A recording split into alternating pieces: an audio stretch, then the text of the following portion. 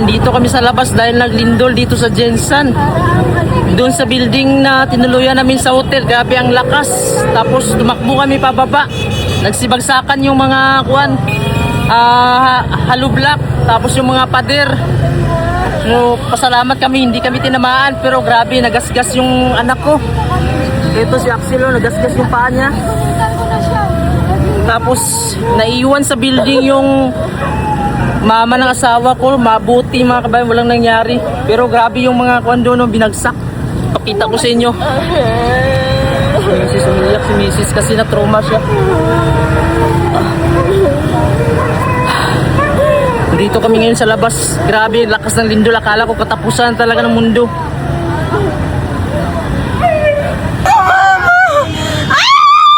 Yan, sa sunod.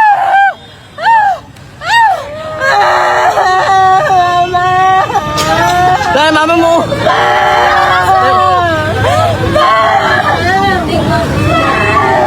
Linog dito kabayan.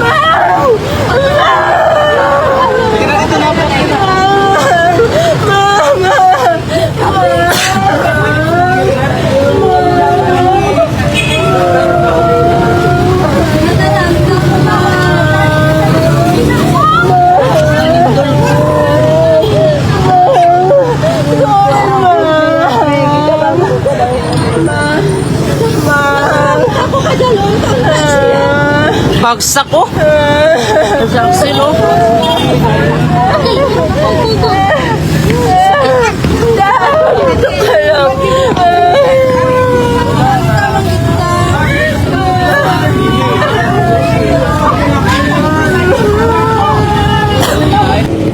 Kala ko katapusan na talaga ba? Ayun yung mga kabayaw na bagsakan yun. Tapos yun oh. Diyan oh nagbagsakan, diyan kami dumaan oh. Yan yung hotel namin oh. Nandito nga yung mga tao oh.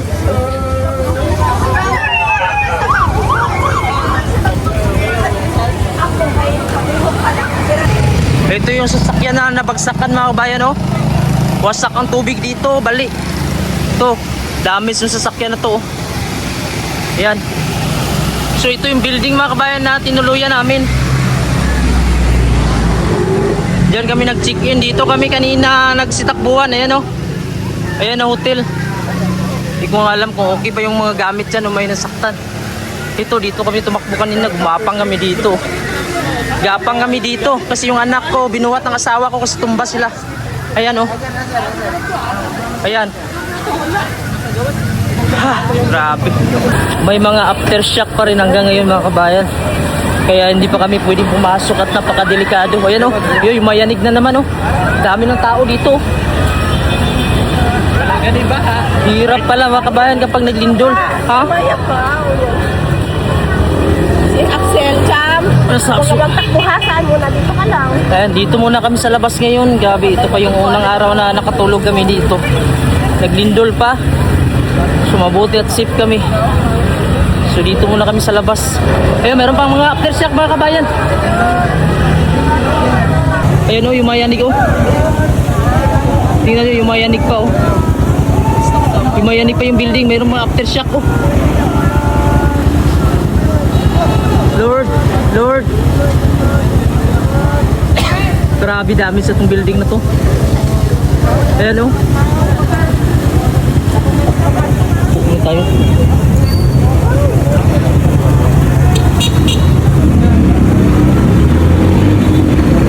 Ayun o, may aftershock pang mga kabayan.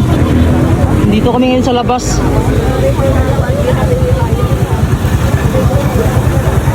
Meron pa aftershock. O, yung mayanig pa. Napakaraming tao sa labas dahil pag pumasok kami, delikado. Okay. Ayan, dito pa rin kami sa labas ngayon kasi delikado kasi pagpapasok kami nitong building na ito. Diyan kami naka-check-in. Parang may mga biyak na siya sa gilid. At baka maglindol ulit, delikado. Ayan, grabe dito muna kami kasi ang init. Kaya kasi ba yung paa mo? Ito yung gas-gas. Saan ka nakuha na? Bunggo ka or tamaan yan? Tamaan ko sa ano? Tamaan ka ng hulog? Akala ko mga kabayan, katapusan na talaga namin. Kasi grabe ang lakas talaga ng lindol. Halos hindi ka makagapang takbo. Si Mrs. ay nabagsak siya kasi nung nangyari kasi nasa kwarto kami, nagsisilpon ako, gising na kami. Tapos ngayon, kuhan mga kabayan, yung manig, biglang kinuha ni Mrs. Yamaya. Tapos si Axel ito, gising naman din ito. Tapos sabay kami takbo sa kuhan kasi kami, first floor. Hagdan kami dumaan, si Mrs. Bitbit niya ito si Yamaya. Pag bitbit niya kay Amaya, parang mababagsak sila. Tapos baba, inahabol ko si Mrs. Inalalayan ko sa likod. Baka matumba kasi ang hirap itakbo pala pagka na may lindol. Yumayanig pa yung building. Pagbaba namin mga kabayan doon sa ground floor, bumagsak na talaga si Mrs. kasi sa sobrang lakas. Malapit na kami sa bituan na exit. Pag exit namin, ayun na. Kinuha ko na si Mrs. Dahil nabagsak na sila. Gapang ng gapang ako. Kinukuhan ko talaga na makaalis kami kasi yung hallway kasi yung dinaanan namin sa gilid. Nagsibagsakan na. Mabuti hindi kami tinamaan. Salamat sa Diyos, nandito kami sa labas. Tapos ang naiwan doon, yung binan ko. Si Axel ang nasugatan sa amin. Hindi ko lang alam kung sino pa sa loob. May nabagsakan ba? Kasi yung building namin dito, yung manig talaga eh. Wala pang rescue, uhaw na kami. Yung tubig doon, yung lakas ng kuwan, nabagsakan yung kuwan. Yung sasakyan. Hingi muna kami ng tubig dito sa tindahan kasi hindi kami makapasok dun sa bahay dahil naglilindol. Baka may mga aftershock pa. Uhaw na kami mga kabayan, saka init na. Bago pa kami sa panahon. Grabe yung katawan ko, parang binugbog. Ito si Maya. Grabe, akala ko talaga katapusan. Akala ko katapusan na talaga. Grabe. Kami na kung paano makakapagod.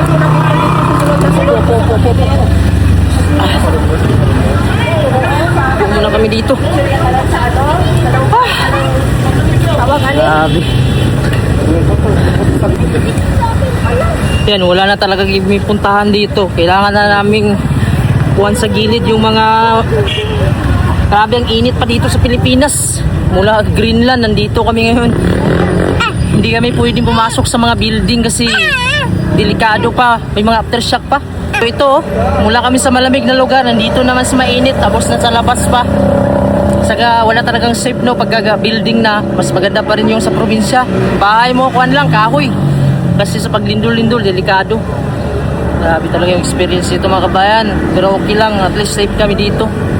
Unang araw namin, urang gabi namin dito sa Jensan. Pagka umaga, nilindol. Uwi na lang siguro kami muna ng probinsya kasi parang hindi safe ngayon dito. Ang lakas kasi ng lindol, sabi nila 6.8. Mabalak pa naman sana naming maligo sa dagat. So baka may mangyari pa na mga kuwan mga kabayan. So pahinga muna kami sa probinsya. Mabuti sa probinsya kasi walang mga building. At saka malamig dito, sobrang init. Delikado dito. Paray ka sa init. Ayan, walang mga chinilas kami mga kabayan, no? Wala kami mga chinilas. So hanap kami ng masilungan dito dahil napakainit. Mula Greenland. Ito yung nangyari sa amin pero okay lang. Salamat pa rin sa Panginoon dahil safe kami lahat. Ang kinatatakutan namin baka papasok kami sa loob, baka may aftershock pa, may susunod. Kasi nandyan yung mga gamit namin, passport. Ito po. So ito po ngayon nangyayari, maaga pa dito. Alas 8 ng umaga. Napakainit lang. Grabe.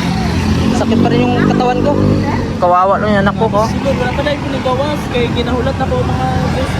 Ito po yung sasakyan daw. Talagang nabagsak talaga ta. Damage talaga yung sa itaas oh. So sana may insurance ito. Babayaran ito mga kabayan. Dahil kawawa. Ayan oh yung building na yun oh. Yan. So ito po yung tinitirhan namin. First floor kami pero ang daanan ito po papasok. So dito kami nagtakbuhan kanina. Halos hindi kami makatayo. Gapang lang. Ito wasak po yung gilid na yan oh. Ayan. Ayan po wasak yan mga kabayan. Ayan. Ayan yung building na yan. Ayan may emergency. May nasunog ata. Pwede ma, dili pa makasunod. Pero safety pa mo nagamit dito? Oo, kaya kung mga passport. Dito kami nakatira sa first floor na yun. Yung wasak na yan. Mabuti hindi kami dumaan dito. Palabas kasi kung dumaan mga kaban, siguradong tamaan kami dyan. Yan. So ngayon kukuha kami ng tsinelas dun sa kapatid ng asawa ko kasi malapit na naman dito. So wala tayong tsinelas oh. Yatagan ko chinila sa ano, lalaki. Wala kaming tsinelas. Tsaka yung anak ko doon at saka mama ko nandun sila. Nagantay pa sa labas kasi hindi pa kami pwede makapasok. So ito, wala tayong tsinelas oh. Sakit ang init dito sa Dinsan.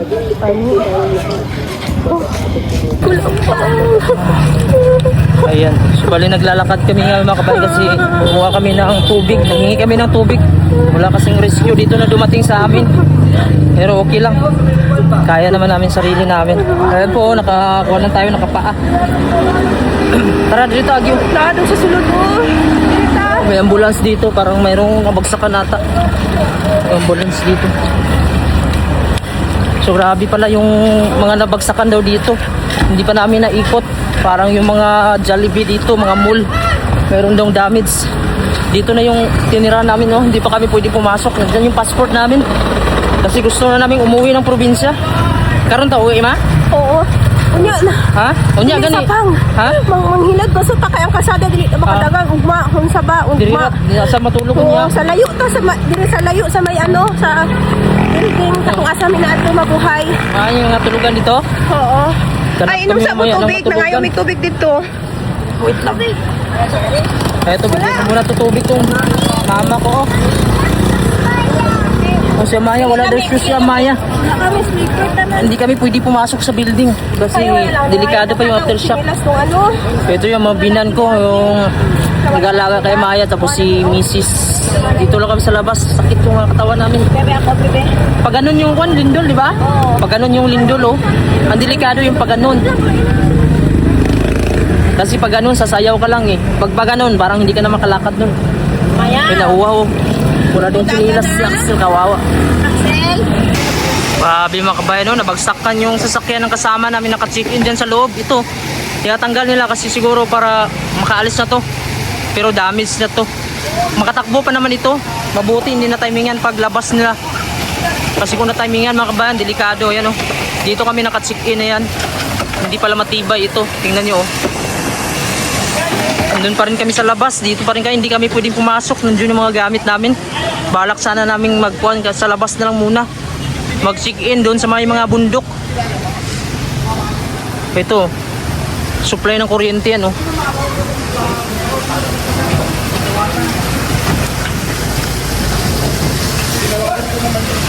O yun, tubig. Lakas. Ito, yung mga transformer to eh. Okay. Nina pa kami dito, siguro may 1 oras na at medyo uhaw na at nagugutom. Pero mayroon naman kaming nahingian dito na tubig. Hindi lang kami makabili kasi yung pera namin gamit sa loob ng bahay, hotel. So hindi din kami pwedeng pumasok dahil may mga aftershock pa. At napakadelikado mga kabayan pag pumasok ka doon, baka mabagsakan. So may mga ambulance pumasok dito banda sa amin. Parang mayroon atang re-rescue sa loob. May nabagsakan sa loob? Kaya nabagsakan sa sulod? Mag-check lang yan sila. May mag-check mga kabayan para kung clear or pwede na pumasok sa loob. Kasi yung mga gamit namin, mga passport ko nandun. Pakura pa na renovation. Pero okay lang. At least nandito kami sa labas. Safe naman kami dito. Yun lang, medyo mainit kasi galing nga kami sa Greenland. Ang init dito sa Jinsan, no? Alas 9 mahigit na mag alas 10. At yung anak ko dito, medyo kawawa. Ako, okay lang ako kasi sanay naman tayo sa init. Sanay naman tayo sa hirap. Yung anak ko, mabigla to sa katawan nila. Kararating lang namin. Sana maging okay na, makuha na namin ng gamit. Magre-rent kami doon siguro malayo dito. Tapos pagka kinabukasan, baka babiyahe kami pauwi ng probinsya. Ayun, may ambulance dito pumasok.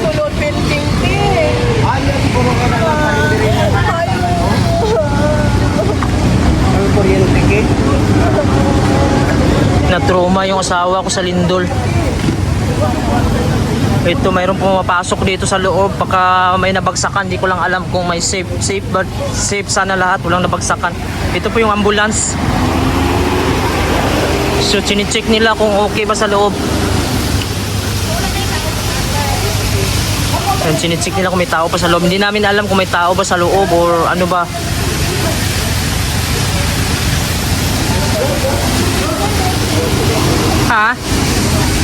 Okay lang. Okay lang. Yung bato. Okay lang may mo dalon ka tamo dito sa Pitsik. High blood yung binan ko. Dali na lang siya doon kasi yung gamot niya nandun sa loob.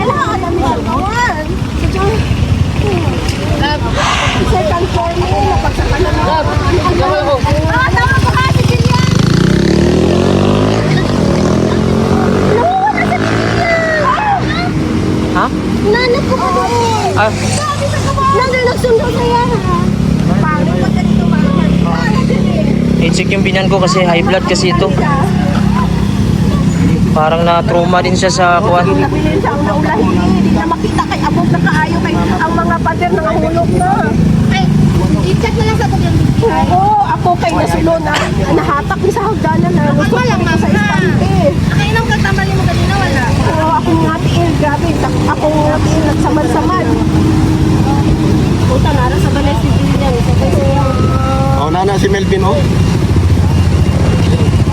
Wala kay naasa. Dito na po yung rescue mga kabayan. So pinacheck namin yung anak namin kasi may gastos din siya sa may paa niya. Ito yung mga bata din dito. Nasa oxygen. Ipa-cleaning lang yung kuwan. Hindi ka magsaka sa kuhan kami, di pa makuha. Bawal pa daw. Bawal makuha. Ganiya pa unta mi nagakuan, pati sila dili kasulod. Bawal na siya. Oo. Bantayan pa namo. Usay mo yung tapang kayo. Yung anak ko sa loob mga kabayan kasi nasugatan yung paa niya. Yung dami na pong tao dito mga kabayan. Dili na lang kanina sila. Dili na lang sila. Ayun, nainitan yung anak ko mga kabayan. Wala kami magawa kasi hindi naman kami pwede pumasok sa mga building. Dito lang kami sa gilid ng daanan. Oh. Ito, building na kasi ito. Hindi na pwedeng dumikit din. Sarado na yung mga restaurant. Walang mabilihan ng mga pagkain. Wala din kaming pera. Amaya, are you okay? Ha? Okay. Baba lagi mo. Baba lagi mo. Magbibigyan siya. Ayan, yung anak ko mga kabayan, nandito ngayon sa may semento, nasa gilid kami. Medyo mainit. Ayan, naghingi kami ng kondon biskuit kasi wala naman kaming mabilan, wala kaming pera. Okay, ihi dira sa gilid. Ihion daw siya.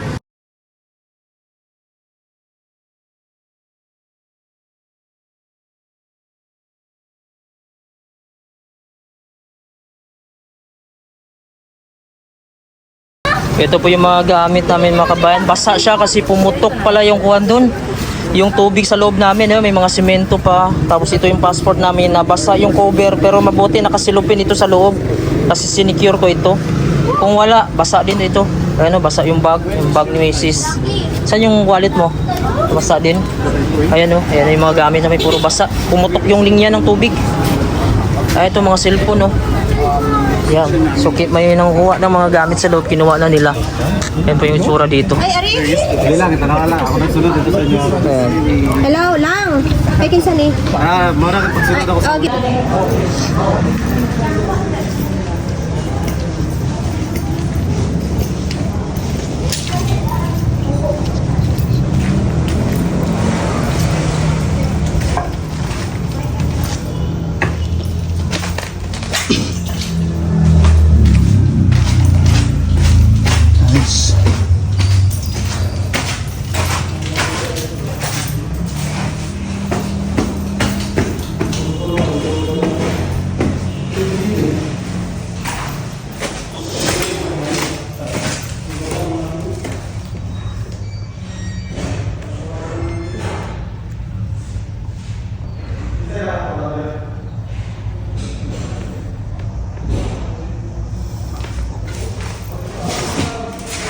Ito yung loob mga kabayan, no?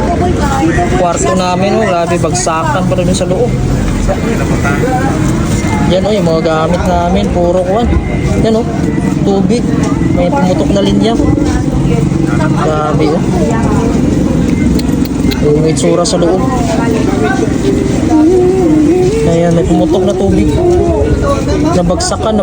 Ito may nakita ko din sa likod, Ano yun? good. Ano yung ano? May nagsunog from Grabe. Pumutok yung linya ng tubig sa loob. siguro pagputok ng tubig may naglabas na ano, good sunog. Tapos ano yung sunog, kita. So bali nakuha na namin yung gamit namin mga kabayan. Ito po, mga pagkain namin ito.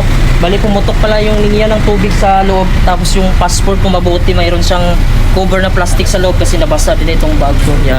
Ako'y nagpapasalamat dito sa Columbus sa mga staff kasi kahit delikado kinuha nila yung gamit namin dito sa loob. At safe naman mga kabayan kami, wala namang nangyari sa amin. Yun, salamat ako sa kay... Anong pangalan mo, sir? Jeffrey po. Sir Jeffrey. Siya yung nakuha ng gamit Kahit bawal pa pumasok sa loob pero nakisuyo kami kasi nandun yung mga importante na gamit. Kasi sabi ko kahit passport na makuha niya, pero kinuha niya ito lahat mga kabayan. Tapos yung pintuan namin hindi siya mabuksan dahil nabagsakan na siya. ipakita natin So yung video, kailangan gibain. So dumaan sila sa likod para kunin yung gamit namin at ayos naman at safe kami mga kabayan na ito yung mga gamit namin. So ako wala akong kuwan dyan sa mga pera dyan o mga gamit. Importante passport sa akin. Tawad nga pala dito sa mga taga Columbus, mga nagtatrabaho dito. Kasi pasalamat ako sa kanila, nakuha nila yung gamit namin kahit mahirap yung pagpasok dun sa loob dahil yung pintuan ng kwarto namin sa hotel hindi siya mabuksan. So ginawa nila, dinaanan nila dun sa likod mga kabayan. Yes. At nakuha nila yung gamit namin. At sa akin kasi importante yung passport lang mga kabayan, no? Kahit yun lang makuha nila. Pagbalik nila, nakuha nila lahat. Yun lang, basa lang yung mga gamit namin pero okay lang yun. At least nakuha nila safe at ligtas sila. Kahit delikado, pumasok pa dun mga kabayan, kinuha nila. So ako yung nagpapasalamat talaga dito sa mga staff sa Columbus Yes. at sa lalo na sa may-ari dito. Yes. At sa Salute, hotel, at Kid. ligtas Salute sa kami. inyo, sir. Salute kayo, me. Ako'y umanga sa inyo. Salamat. Yes. Salamat sa inyo.